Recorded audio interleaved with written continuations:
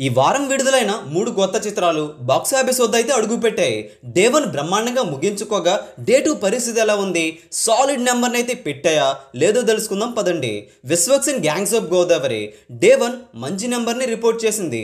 నైజాంలో 1,10,00,000, AP తెలంగాణలో 3,50,00,000, ప్రపంచవ్యాప్తంగా 4,46,00,000 share అయితే వచ్చింది. ఇంత భారీ పోటీలో కూడా ఈ రేంజ్లో వసూలు రాబట్టడం గొప్పే. డే 2 కాస్త డ్రాప్ అవగా డే 2 మాత్రం పర్వాలేదనిపించే విధంగా నంబర్ పెట్టగలిగారు. డే 2 ప్రపంచవ్యాప్తంగా 2,60,00,000 వరకు షేర్ అయితే ఉంది.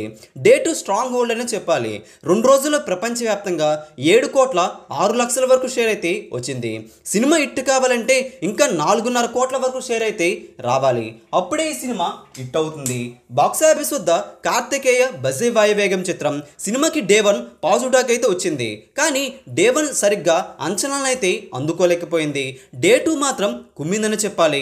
డే 2 కోటి వరకు షేర్ అయితే వచ్చింది.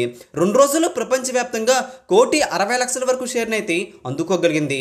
సినిమాని తక్కువ రేటుకి అమ్మారు. 4 కోట్ల వరకు టార్గెట్తో బాక్స్ ఆఫీస్ బరిలోకి దించారు కాబట్టి ఇంకా క్లీన్ హిట్ కావాలంటే 3 కోట్ల వరకు షేర్ రాబట్టుకుంటే చక్కగా సరిపోతుంది. ఆనంద్ దేవరకొండ గమ్ గమ్ గణేశ చిత్రం డే 1 70,00,000 వరకు షేర్ అయితే రాబట్టుకోగా డే 2 స్టడీ వసూలును అయితే అందుకుంది.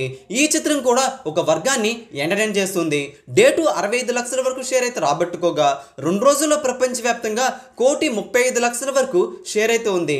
సినిమా హిట్ కావాలంటే ఇంకా 4.5 కోట్ల వరకు షేర్ రాబట్టుకుంటే సరిపోతుంది. ఇది కష్టమైన మ్యాటరే కానీ సండే రోజున భారీ గ్రోత్ చూపిస్తే సినిమా చాలా మొత్తాన్ని రికవరీ చేసుకునే అవకాశం అయితే ఉంటుంది. ఇక మిగతా రోజున సినిమా బాక్స్ ఆఫీస్ వద్ద ఏ విధంగా హోల్డ్ చేస్తుందో చూడాలి. మరిన్ని లేటెస్ట్ అప్డేట్స్ కోసం తెలుగు సినీ స్టార్ ఛానల్ని సబ్స్క్రైబ్ చేసుకోండి.